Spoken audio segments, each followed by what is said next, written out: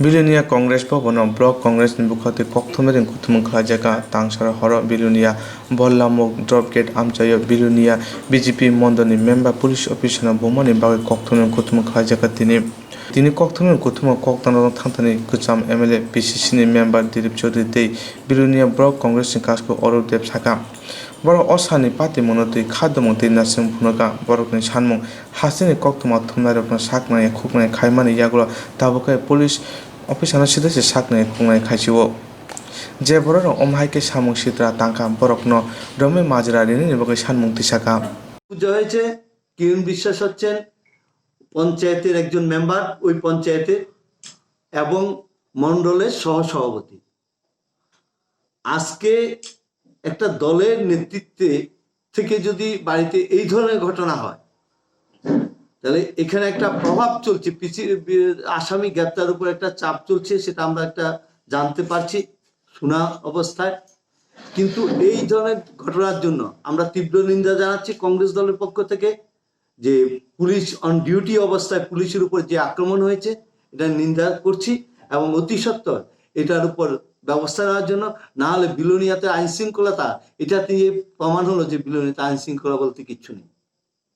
কংগ্রেস দলের পক্ষ থেকে বিলোনিয়াতে গতকালকে রাত্রে পুলিশের উপর যে দৈহিক নির্যাতন করা হয়েছে, শুধু নির্যাতন করলেই শেষ হয় না। পুলিশের দারোগাবাবু স্বপন সেনকে একটা দৈহিক নির্যাতন করে তাকে জল পর্যন্ত দেওয়া হয়েছে না। এটার ঘটনাটা হচ্ছে সুকান্তনগর গ্রাম পঞ্চায়েতে কিরণ বিশ্বাসের বাড়িতে কালী পূজা উপলক্ষে কালকে ওরা পার্টি দিচ্ছে, মাইক বাজানো হচ্ছে। প্রতিবেশীদের কমপ্লেনে ডিএসপি সাহেবের নির্দেশে স্বপন সেন গিয়েছেন ওদেরকে না করার জন্য। রাত্রে এমনিতেই নিষেধ আছে রাত্রে 12টার পরে মাইক বাজানো। নিষেধ করতে যাওয়ার পর ওর উপর ওনার সাথে ছিল 3 জন টিএসআর, কিন্তু টিএসআরদের কথা ওরা ছিল 15-20 জন। তাদের উপর আক্রমণ করতে চড়া হয়।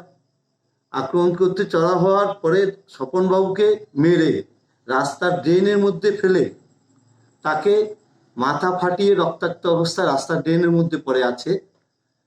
কিন্তু ওই তখন জল চাইছে, তাকে জলটুকু পর্যন্ত দেওয়া হয়নি। তো বিলোনিয়ার যে আইন শৃঙ্খলতা কোন জায়গাতে আছে, যেখানে পুলিশ এইভাবে নির্যাতিত হচ্ছে, সেটার উপর আসামি গ্রেপ্তার করতে পারছে না।